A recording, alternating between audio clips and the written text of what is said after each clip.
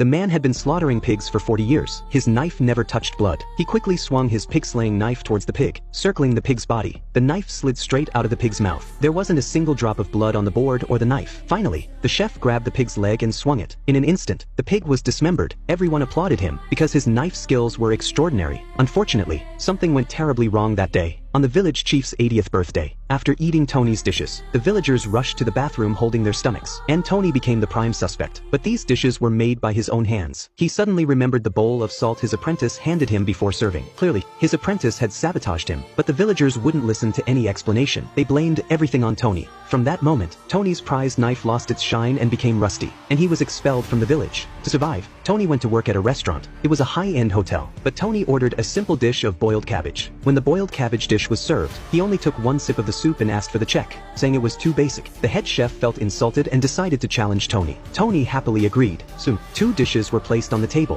One was the chef's signature dish, roast duck. The woman who tasted it said it was fantastic, but Tony just glanced at it and called it ordinary. When it was time to taste Tony's dish, the woman touched it and screamed in pain. It turned out Tony had wrapped a sugar layer around the duck to keep it warm. Since duck meat is cold, this dish should never be cut with a knife. The woman took one bite and couldn't speak. The head chef immediately tasted it and conceded defeat. Just as the chef was about to leave, a man suddenly challenged Tony to a knife skills contest. What he didn't know was that Tony's knife skills were already world-class.